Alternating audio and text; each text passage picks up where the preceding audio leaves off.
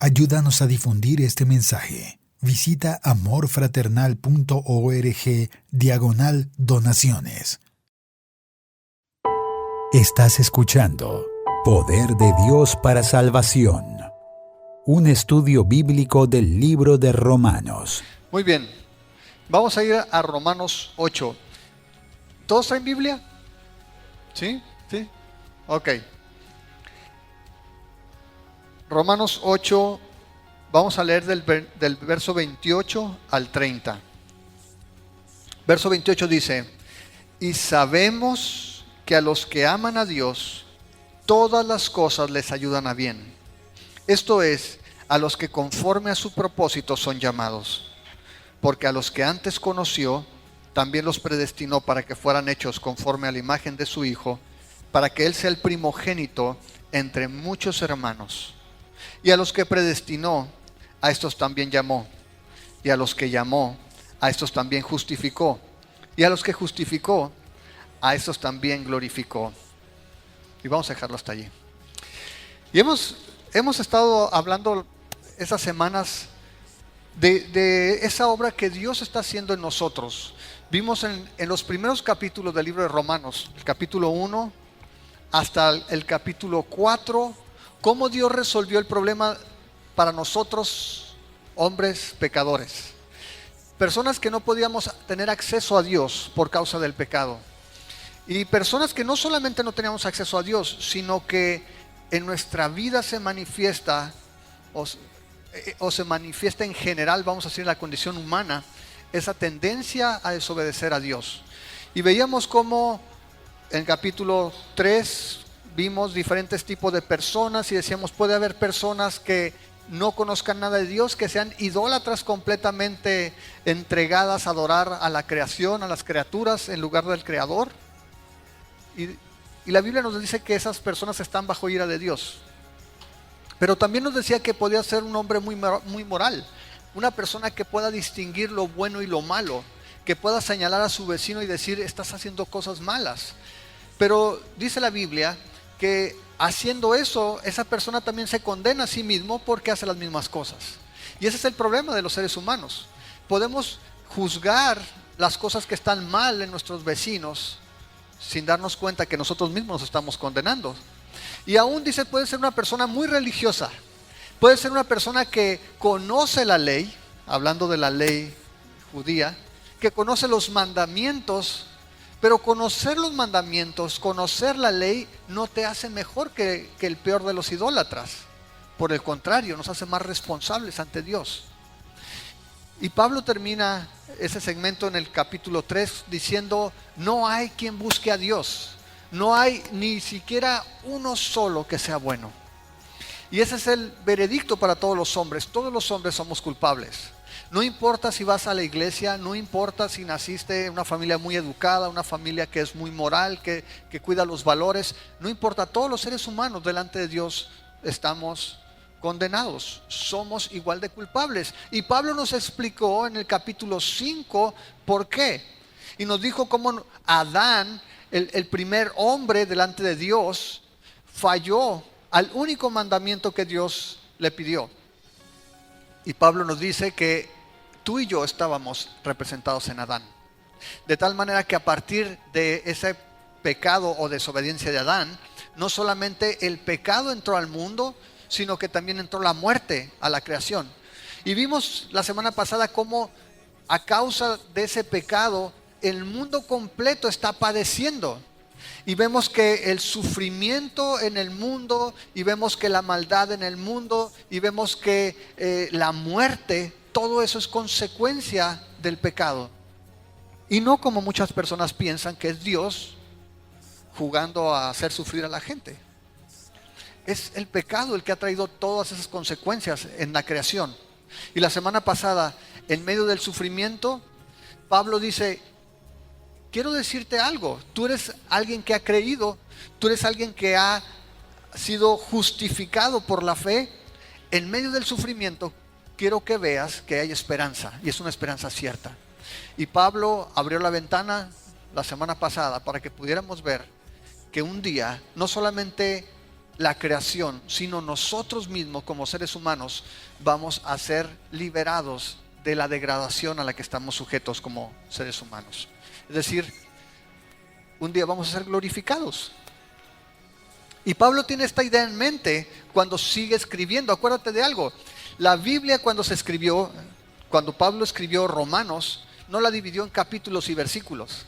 Eso fue algo posterior para que tú y yo pudiéramos de una manera más organizada leer la Biblia. Pero el relato el libro de Romanos, la carta de Romanos, es un solo escrito. Y Pablo mantiene la misma idea en mente esta semana que la semana pasada. Mientras él estaba escribiendo, él estaba pensando en las posibles dudas que pueden surgir en el corazón de los creyentes. Si tú recuerdas, Pablo a través de los primeros 4 capítulos ha estado respondiendo a interrogantes que pudieran surgir mientras él habla del plan de Dios, del Evangelio. Recuerda que esa es la temática del libro de Romanos, poder de Dios para salvación. Y Pablo aquí, con esta idea del sufrimiento, quizá tú como creyente, cuando estás viendo las luchas, cuando estás viendo el sufrimiento que hay en el mundo, que de repente tú pensaste que llegar a Cristo te iba a hacer feliz y ya te iba a quitar los problemas del mundo, quizá puedes desanimarte, quizá puede venir a tu mente dudas. Y Pablo tiene estas cosas en mente. Y por eso la semana pasada vimos que en medio de un mundo que gime esperando su redención, estamos los cristianos que gimiendo también, gimiendo, queriendo ser libres ya de la carga de la presencia del pecado, porque aun cuando somos salvos por la fe, el pecado sigue siendo una realidad en este mundo. Y tú y yo, aunque no estamos bajo el poder del pecado, porque en Romanos 6 vimos que hemos muerto al pecado, pero el pecado sigue estando presente y la tentación sigue estando a la vuelta de la esquina. El autor de Hebreos, si recuerdan, vimos en el capítulo 12 que dice que nos despojemos de todo peso y del pecado que nos asedia, que nos sitia, que está por todos lados. No estamos bajo su poder, pero no podemos negar que el pecado sigue estando vigente en este mundo. En medio de un mundo que gime, los cristianos estamos gimiendo por ser liberados también, pero también, dada nuestra incapacidad para ver el futuro, dada nuestra poca percepción de la voluntad de Dios, tenemos al Espíritu Santo que gime por nosotros, intercediendo para que nuestra oración sea conforme a la voluntad de Dios. Dice que mientras nosotros no conocemos a detalle la voluntad de Dios, el Espíritu Santo conoce lo profundo de Dios y Él intercede por nosotros con gemidos indecibles. Y Pablo está tratando de darnos esa esperanza, que en medio de las situaciones difíciles que no podemos entender, tengamos confianza de que el Espíritu Santo no solamente nos está dando el poder para vivir una vida que le agrade, sino que está intercediendo por nosotros ante Dios, aún en medio de situaciones difíciles. Y Pablo, a pesar de la lucha, puede mantener la esperanza. Hay una escritura que está relacionada en 2 Corintios capítulo 4, verso 16, si puedes ir para allá, porque a final de cuentas el mensaje es que estamos esperando la glorificación, pero estamos mientras en un mundo que sufre. Y en 2 Corintios capítulo 4, verso 16, Pablo dice: por tanto, no desmayamos.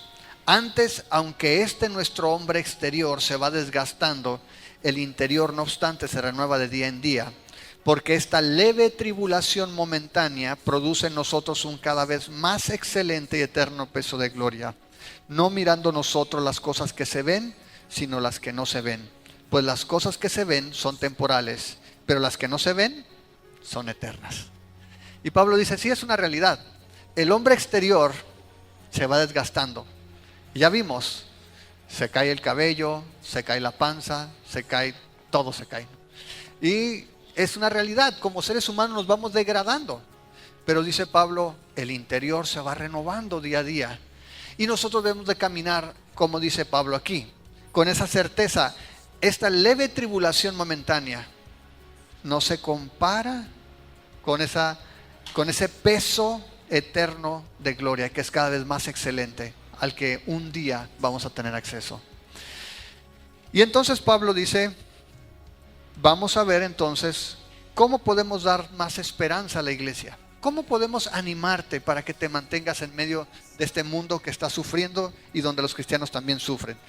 Y Pablo comienza en el versículo 28 con una frase, dice, y sabemos. Y sabemos. Y es la quinta ocasión que en la carta a los romanos Pablo dice que sabemos algo. Si quieres apuntar ahí en tu cuaderno, si traes cuaderno, deberías de traer, pero si no lo traes, a ver si te lo memorizas. Dice, en Romanos 2:2, Pablo dice, mas sabemos que el juicio de Dios contra los que practican tales cosas es según verdad. Sabemos. En Romanos 3:19, Pablo dice, pero sabemos que todo lo que la ley dice, lo dice a los que están bajo la ley, para que toda boca se cierre y todo el mundo quede bajo el juicio de Dios. En Romanos 7:14, Pablo dice, porque sabemos que la ley es espiritual, mas yo soy carnal, vendido al pecado.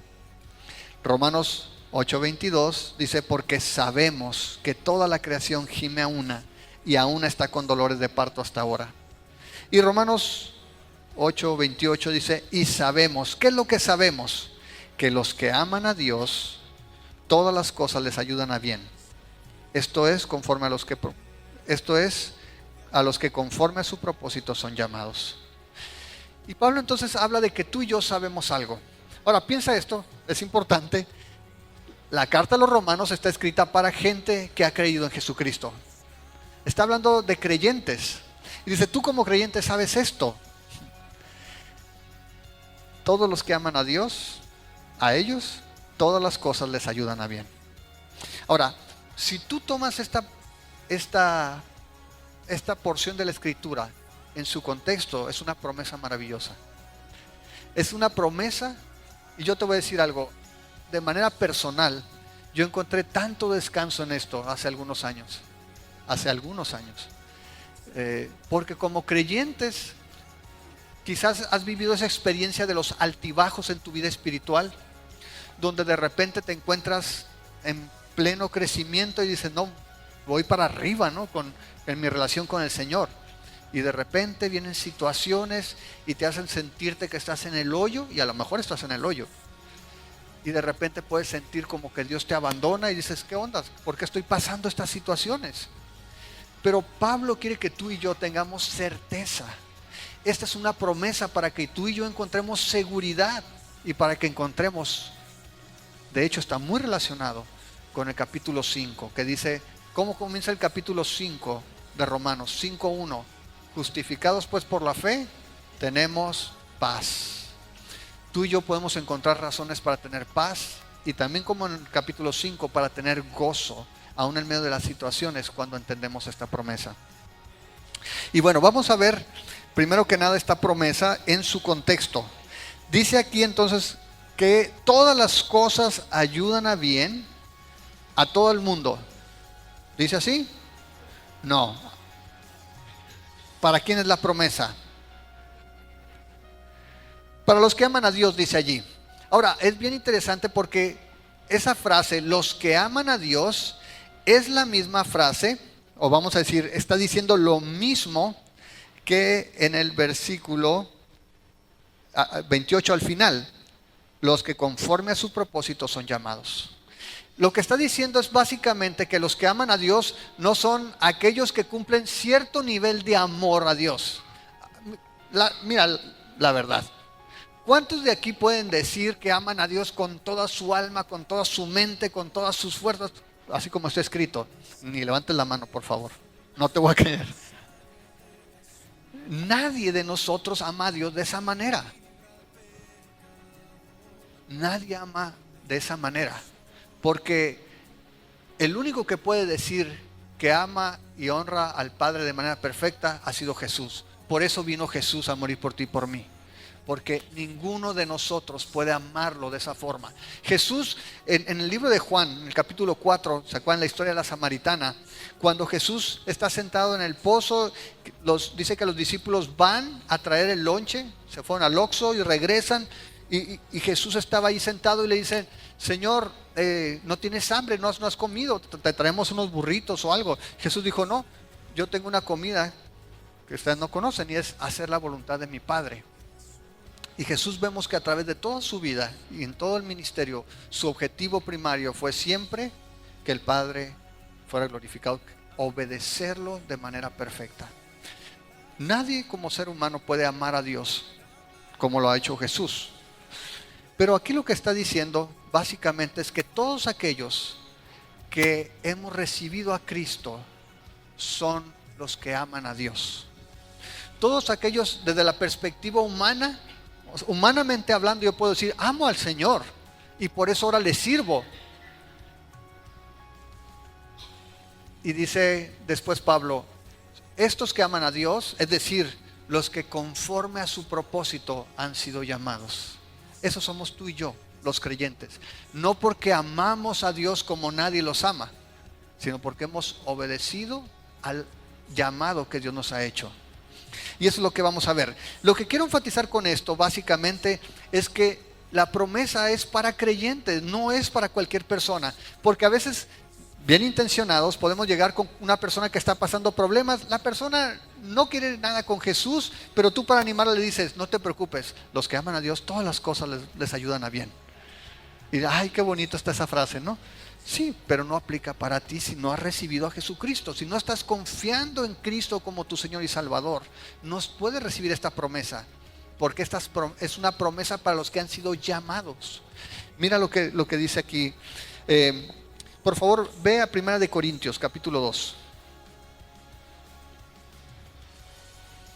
Otra vez, cuando dice que le amamos es la perspectiva humana. En 1 Corintios capítulo 2, verso 9 dice, antes bien, como está escrito, cosas que ojo no vio, ni oído oyó, ni han subido en corazón de hombre, son las que Dios ha preparado ¿para quiénes? Los que le aman. Para los que le aman. Vete a Santiago capítulo 1, verso 12.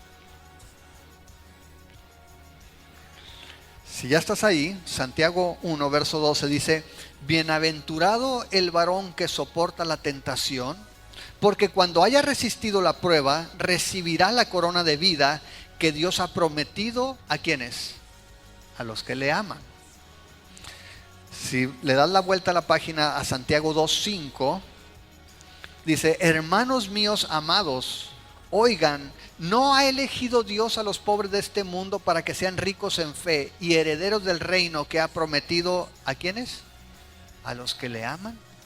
Cuando habla de los que le aman, está hablando de la perspectiva humana. Tú y yo podemos decir que amamos al Señor. No podemos decir que le amamos perfectamente, pero amamos al Señor porque hemos obedecido al llamado que Él nos ha hecho.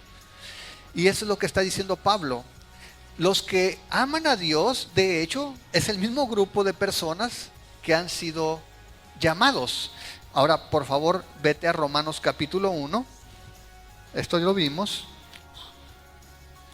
Y es Pablo dando el saludo en su carta. Y dice allí, en el versículo 5, y por quien recibimos, por Jesús, dice Pablo, recibimos la gracia y el apostolado para la obediencia a la fe en todas las naciones por amor de su nombre, entre los cuales están también ustedes, ¿qué cosa? Llamados a ser de Jesucristo. ¿Sí? Ahora, si te vas ahí mismo en el versículo 7, dice, a todos los que están en Roma, amados de Dios, llamados a ser santos, gracia y paz a ustedes de Dios nuestro Padre y del Señor Jesucristo. Llamados a ser de Jesucristo, llamados a ser santos. Vete otra vez a 1 Corintios, al capítulo 1, verso 2. Y dice Pablo también en su saludo a la iglesia de Dios que está en Corinto, a los santificados en Cristo Jesús, llamados a ser santos, con todos los que en cualquier lugar invocan el nombre de nuestro Señor Jesucristo, Señor de ellos y nuestro. Y si te vas al capítulo 1, pero al versículo 24, ahí en 1 Corintios también, 1 Corintios 1, 24, dice, mas para los llamados, así judíos como griegos, Cristo es poder de Dios y sabiduría de Dios. Y bueno, en tu casa puedes ver Hebreos 9:15, puedes ver 1 de Pedro 3:9, puedes ver Judas 1:1 y Apocalipsis 17:14. Te voy a leer Apocalipsis 17:14. Pelearán contra el Cordero y el Cordero los vencerá, porque Él es Señor de señores y Rey de reyes, y los que están con Él son llamados y elegidos y fieles. ¿Qué quiero decir con esto? Básicamente Pablo está enfatizando y diciendo, esta promesa es para los que han creído en Jesucristo, es para los creyentes. Y los creyentes son los que desde la perspectiva humana aman a Dios, pero desde la perspectiva divina han sido llamados. Muy bien, la segunda cosa que viene aquí, en esta promesa, dice, todas las cosas ayudan a bien. Y vamos a hablar de las cosas, todas las cosas, pero ¿en qué manera ayudan a bien? Primero, si dice que todas las cosas, quiere decir que las cosas buenas pueden ayudar a bien, pero particularmente está enfatizando las cosas malas. Acuérdate que la semana anterior lo que veíamos era un mundo caído, un mundo que gime, cristianos que están gimiendo por el dolor, por el sufrimiento, por el pecado que sigue estando vigente en este mundo. Y Pablo está diciendo, mira, si tú has creído en Jesucristo, si tú eres de los que aman a Dios, si tú has sido de los llamados, tú puedes tener esta convicción. Todas las cosas que suceden ayudan a bien. Lo que no quiere decir que si, por ejemplo, joven, te cortó la novia y estás sufriendo, ¿no? Estás llorando en tu casa, no te la acabas y pero de repente dicen, acuérdate que todas las cosas ayudan a bien. Dices, eso me da paz porque sé que en una semana o dos Dios me va a dar una más bonita. No significa eso. No significa que si tú perdiste el trabajo y alguien te dice, acuérdate que todas las cosas ayudan a bien, significa que en el mes que entra vas a ocupar una posición directiva. Te van a hacer director de la nada. No significa eso. ¿Qué significa que todas las cosas ayudan a bien? Significa básicamente que no hay ninguna situación en este mundo que pueda suceder que te afecte a ti directamente, que no esté bajo el control amoroso de Dios, del Dios que controla todo el universo. Y lo que te está diciendo es básicamente, puedes estar tranquilo de que cualquier situación que pase en tu vida, cualquier cosa que te afecte a ti directamente, no es porque a Dios se le pasó, no es porque lo agarraron dormido o descuidado. No, todo lo que pasa en tu vida está bajo el control de Dios, lo cual no significa que Dios lo está provocando necesariamente. Tú y yo tomamos decisiones y a veces tomamos unas pésimas decisiones. En esas decisiones pueden venir consecuencias y tú y yo vamos a pagar las consecuencias de nuestras decisiones, pero aún ahí Dios puede hacer que esas cosas produzcan cosas buenas en nosotros. ¿Sí me explico? No es entonces que todo lo que venga malo se va a convertir en algo bueno. Mira, qué padre. No. Significa que puedes pasar situaciones que sean dolorosas y difíciles y a lo mejor incomprensibles para nosotros, pero que al final podemos descansar sabiendo que Dios está en control de esas cosas. Y no solamente eso, ayudan a bien. ¿A qué bien? ¿De qué bien está hablando?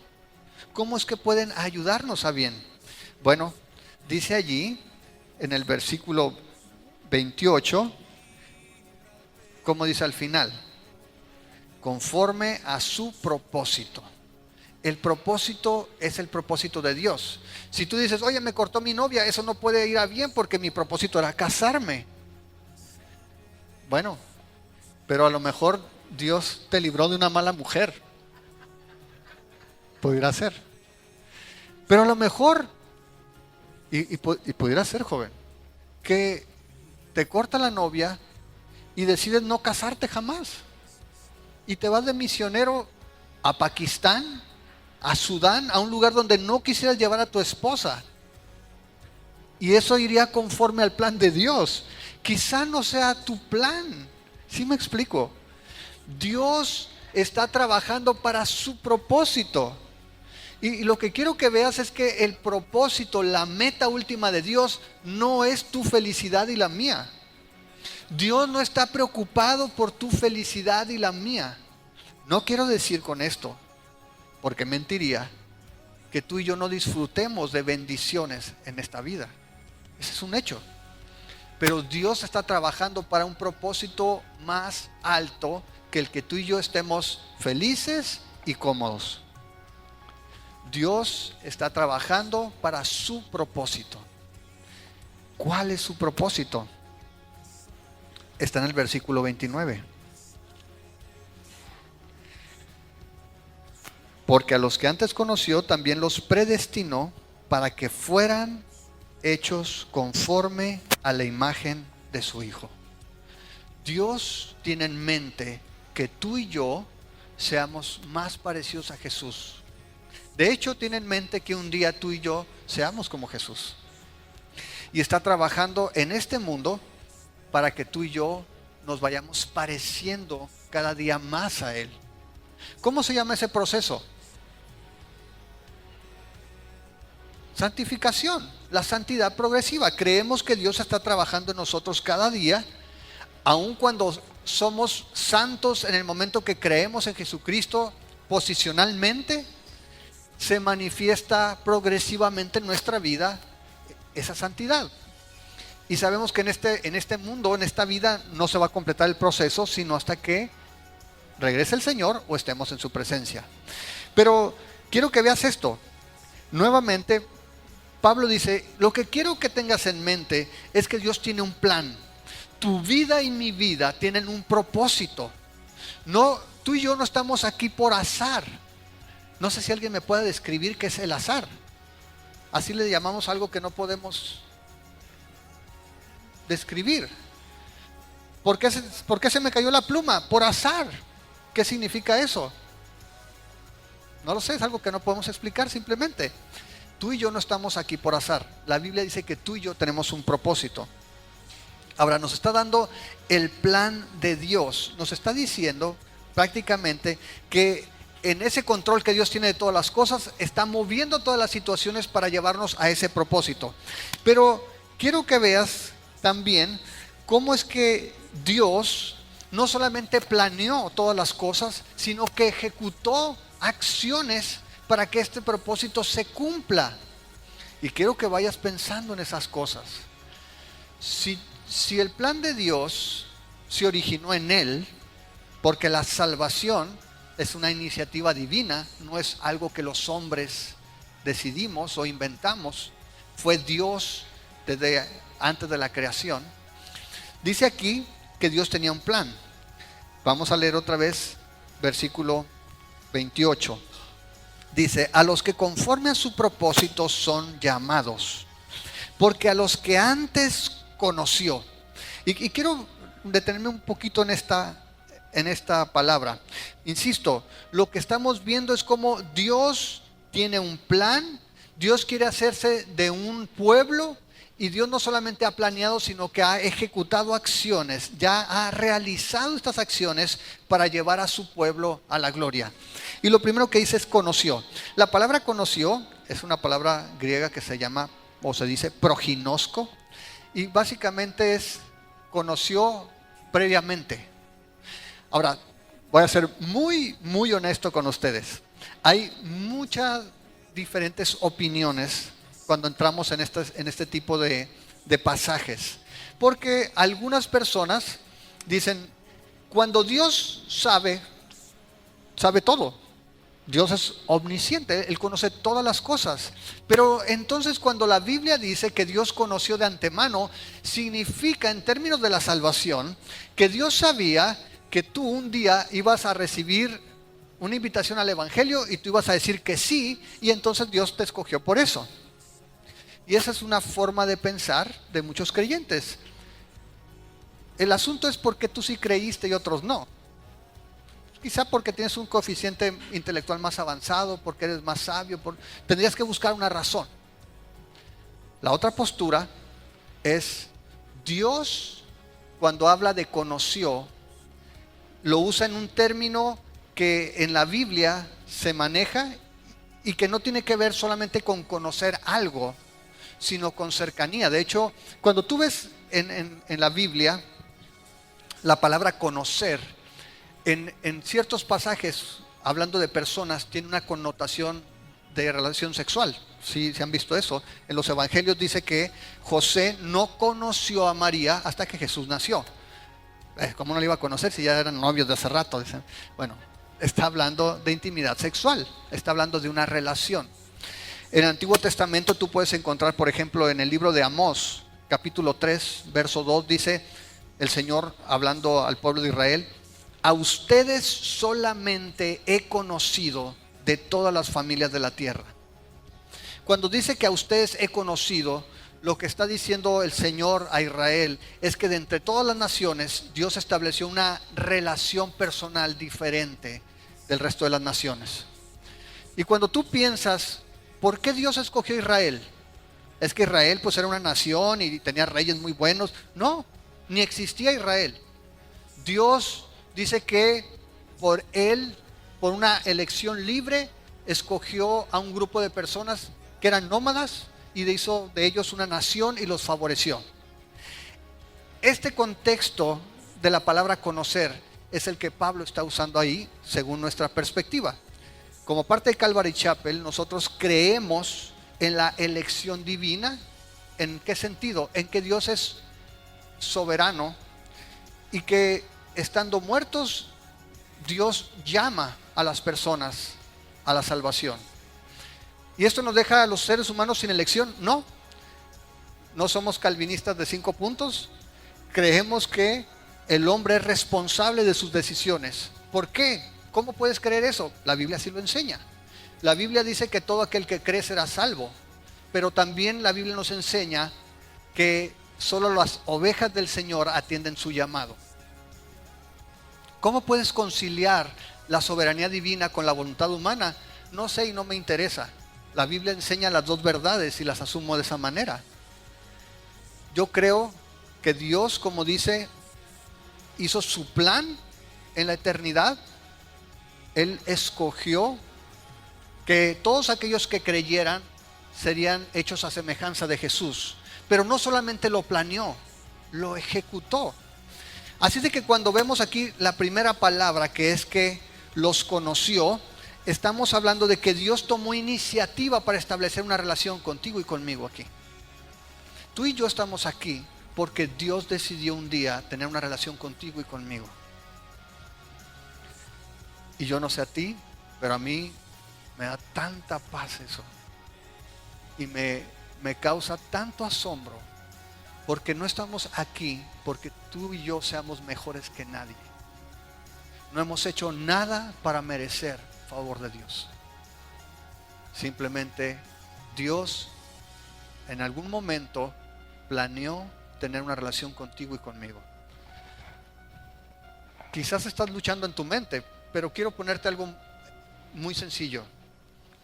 ¿Cuántos de ustedes, no levanten la mano, cuántos de ustedes están orando o han orado porque una persona reciba al Señor Jesús? Si todo depende de nosotros, ¿para qué estás orando? ¿Cuántos de ustedes han dicho en alguna ocasión, es que no ha llegado su tiempo, que el Señor toque su corazón? La salvación no es una iniciativa humana. La salvación viene de Dios. Y Pablo dice, en algún momento Dios lo planeó, estableció una relación no solamente con Israel, sino con su iglesia. Y no solamente eso, sino que cuando pensó en esa relación, regresamos al capítulo 8, versículo 29, dice, porque a los que antes conoció, también los predestinó.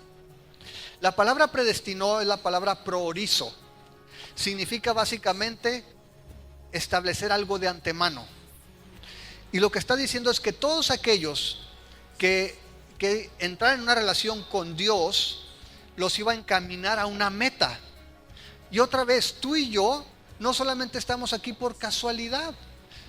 Soy salvo y ahora puedo vivir mi vida. Voy a buscar un propósito para vivir mi vida feliz cristianamente.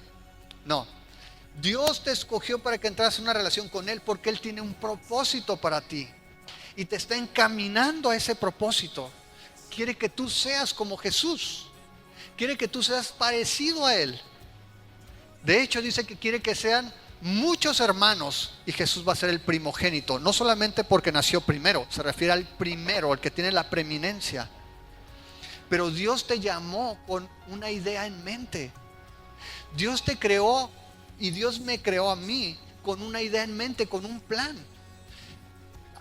Si has leído, te voy a invitar a que vayas rápidamente al Salmo 139.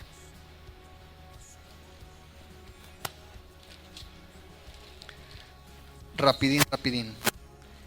Si ya estás allí, verso 13. Porque tú formaste mis entrañas, tú me hiciste en el vientre de mi madre. Te alabaré porque formidables, maravillosas son tus obras. Estoy maravillado. Mi alma lo sabe muy bien.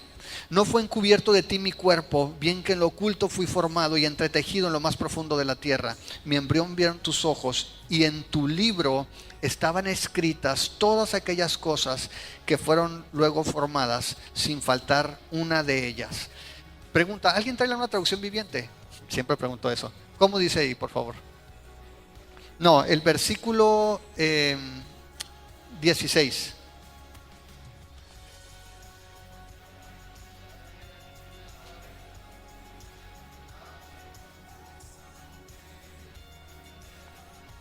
¿Qué tal? Cada día estaba escrito. Si tú piensas que tú y yo, siendo cristianos, estamos a la deriva y que Dios de manera contingente ahí, dependiendo de cómo estás pasando, pues se va metiendo en tu vida y estás ignorando lo que la palabra de Dios dice. Dios dice, yo te conozco. De hecho, así comienza el Salmo. Señor, tú me conoces, sabes mi ir, mi venir, mi sentarme, mi levantarme. Tú me conoces como nadie. Dios nos conoce como nadie. Y cuando dice aquí predestinó, lo que está diciendo, y la predestinación es en Cristo. Estamos hablando otra vez de creyentes. El plan de Dios es aquellos que antes conoció, los que tienen una relación con Él. Es que tú seas como Jesús. Ese es su plan. Bueno, pero ahora depende de si yo le echo ganas y pues si yo hago aquello, hago lo otro. No, la Biblia continúa y nos da los pasos que Dios ya ha tomado para encaminarnos a ese destino. Antes de ir, nada más quiero dejarte de tarea para que leas ahí. Si vas tantito al libro de Hechos, al capítulo 4.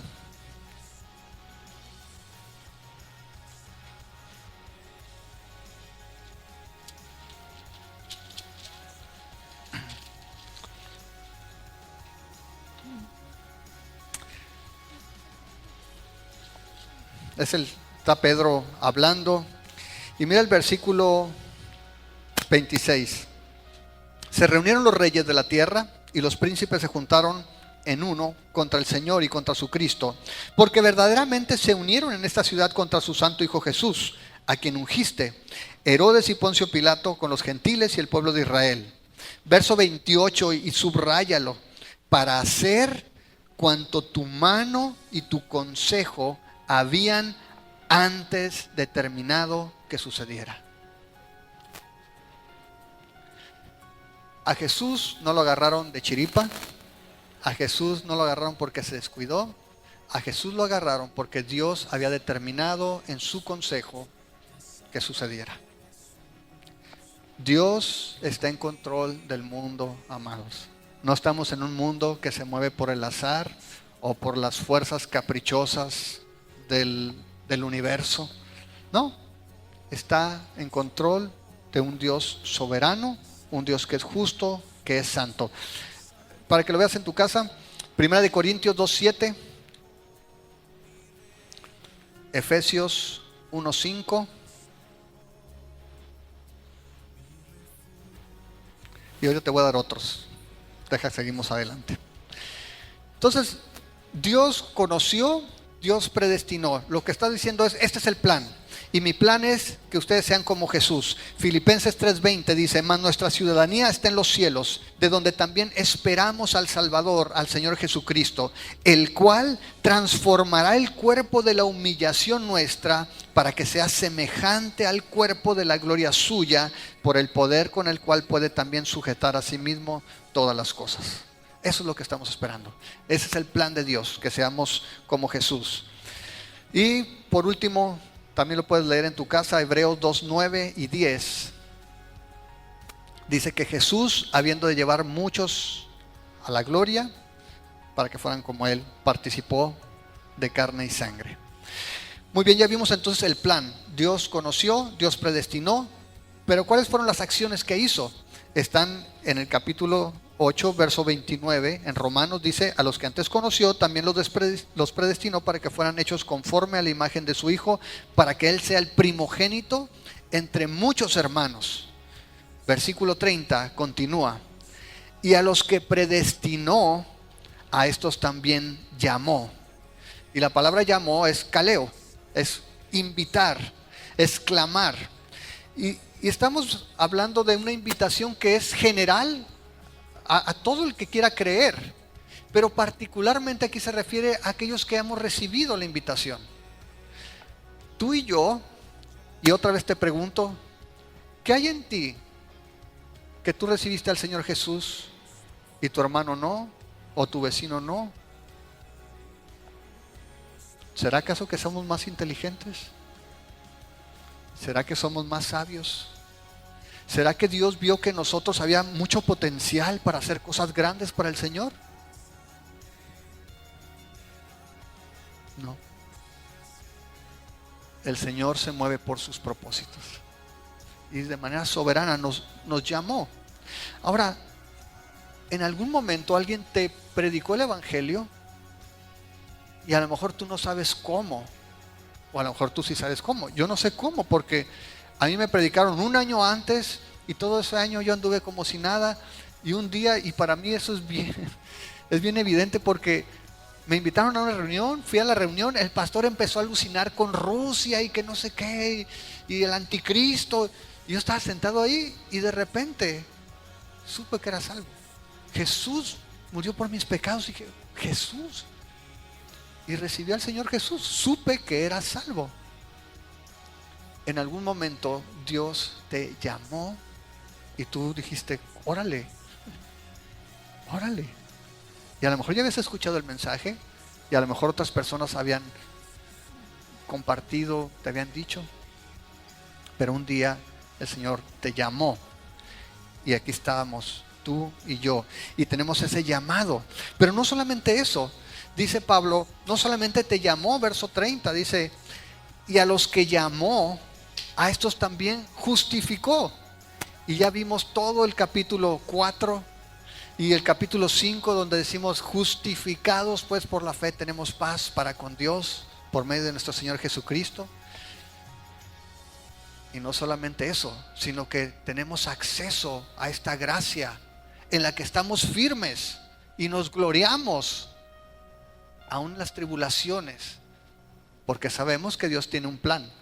De hecho, los eruditos ven el capítulo 5 y el capítulo 8 como un paréntesis, porque los temas son muy similares. Acuérdense, estamos en el proceso de la santificación apuntando a la gloria, y tanto el capítulo 5 como el capítulo 8 lo que quieren que nosotros veamos es que estamos seguros en Cristo. Tenemos un Dios que es tan poderoso que puede llevar adelante su plan. Si Dios se propuso que tú y yo seamos como Jesús, ¿lo irá a hacer Dios? Pregunto, ¿lo podrá hacer Dios? ¿Qué dice Pablo en Filipenses? Estoy convencido que el que comenzó la buena obra en vosotros la va a perfeccionar hasta el día de Jesucristo. Es poderoso para hacerlo. Dice: ok, a los que antes llamó, a esos también justificó. Y dice después, no termina ahí: y a los que justificó, a estos también glorificó. Todas estas acciones, ¿en qué verbo, en qué tiempo están conjugadas? Pasado. Llamó, conoció, justificó, glorificó. ¿Por qué? Porque desde la perspectiva divina ya están hechas. ¿Tú ya estás en el cielo? No, yo te veo aquí todavía. No estamos en el cielo. Pero ¿por qué decimos soy salvo? Porque es un hecho. El Señor lo dijo, el Señor lo cumple. Tú y yo podemos tener la misma certeza de ser salvos con respecto a la glorificación. Tú y yo ya fuimos glorificados, aunque todavía no lo vemos. Y eso es lo que Pablo quiere que tú y yo entendamos, que podemos tener razones suficientes para descansar en la certeza de que estamos en las manos de un Dios que es lo suficientemente poderoso para llevar sus planes adelante y para hacer que todas las situaciones que se dan en este mundo, insisto, sea por tus malas decisiones, sean porque el enemigo te hace tropezar, por lo que tú quieras, Dios está encaminando las cosas a su propósito, y es que tú seas como Jesucristo. De tal manera que puedes encontrar gente, porque la hay. Yo no sé cuántos de ustedes han leído la biografía de Carlos Spurgeon, por ejemplo. Carlos Spurgeon terminó paralizado en su cama. Es un hombre que Dios usó tremendamente en Inglaterra, pero los últimos días los pasó en cama. Y como no podía predicar, su esposa es la que escribió los sermones, que hasta el día de hoy siguen teniendo impacto. ¿Has escuchado la historia de los misioneros con los Aucas? Familia Elliot, ¿no? Cómo él tenía ese deseo de compartir a una tribu no alcanzada, salvajes. Fueron, poco le duró el gusto, unos días, los indígenas los mataron. ¿Y qué hizo su esposa? Se fue a vivir entre ellos y el Señor los alcanzó. No fue algo bueno humanamente hablando que mataran a su esposo, pero Dios usó la muerte de su esposo para que la esposa fuera a vivir entre los asesinos y recibieran al Señor. Jesús no fue algo bueno que le pasó en este mundo, pero el resultado es glorioso. Tú y yo estamos en este mundo donde el sufrimiento es una realidad, pero nuestro Dios está por encima de todas estas cosas y está encaminando todas las cosas a su plan.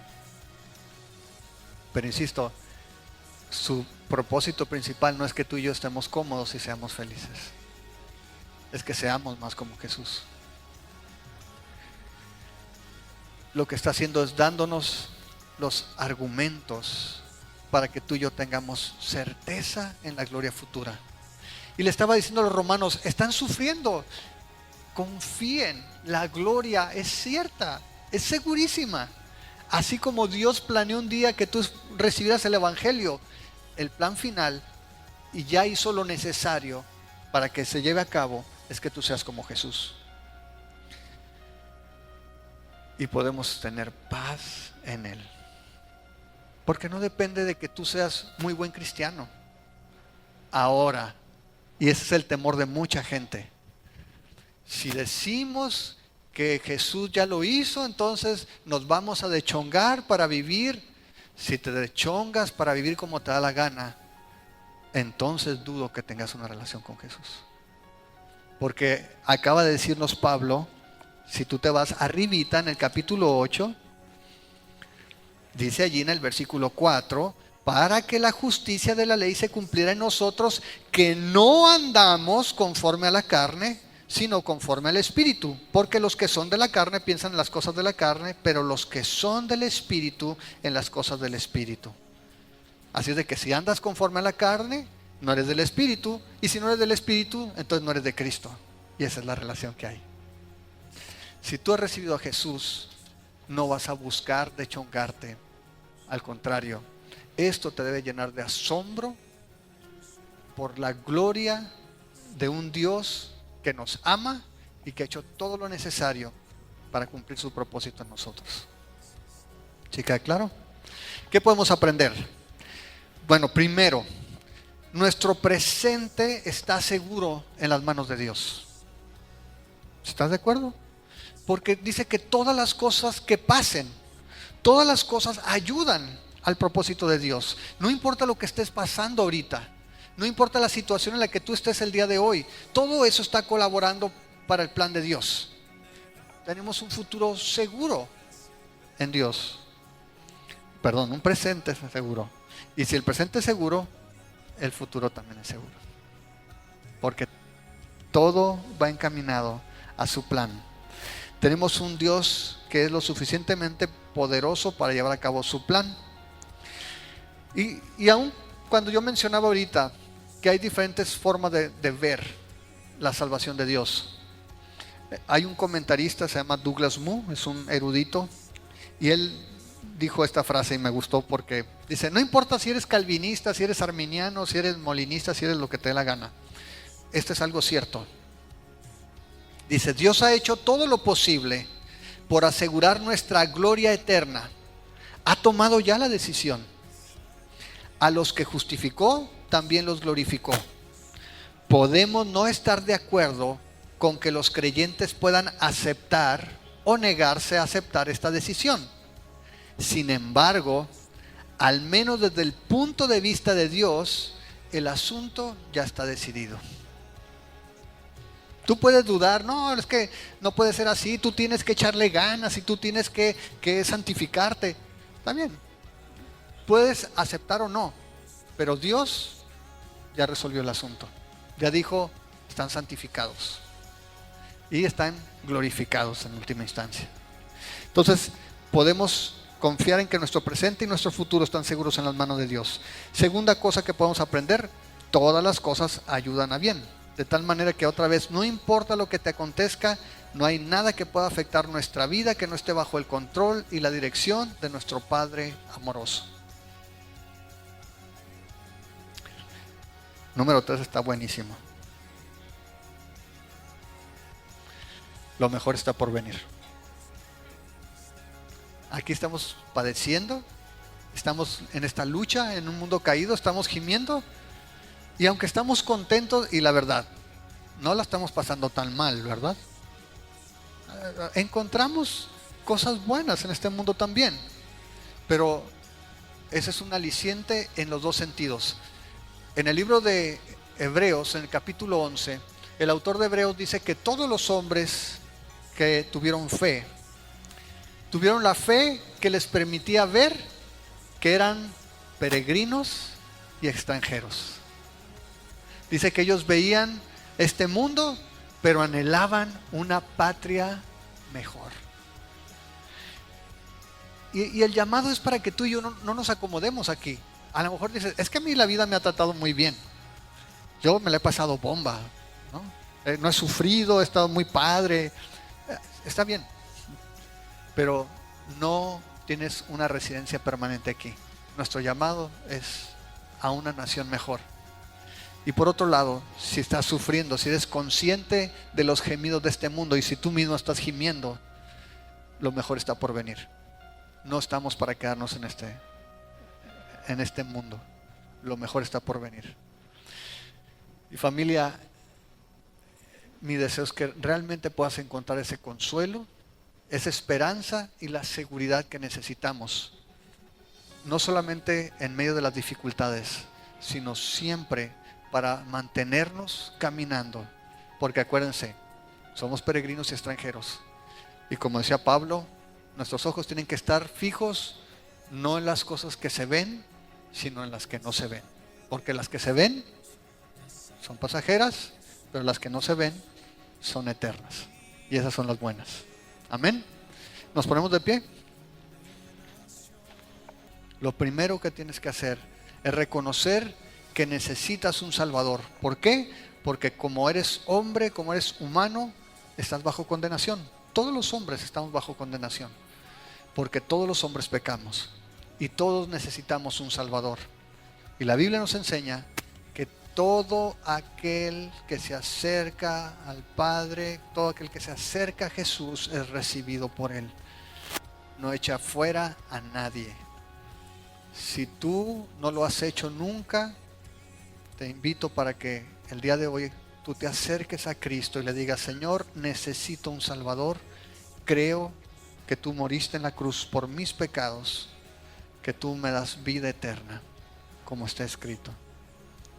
Y si tú ya eres creyente, agradece al Señor la seguridad, la firmeza que podemos encontrar en lo que Él ya ha hecho, aún a pesar de nosotros, porque nosotros no podemos, de seguro vamos a fallarle más de una vez, pero Dios es fiel y Él va a completar su obra en nosotros.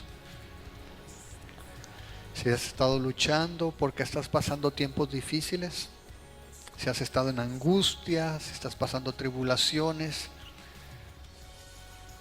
Pablo tenía en mente que estas palabras fueran de esperanza, de aliento, de seguridad para ti.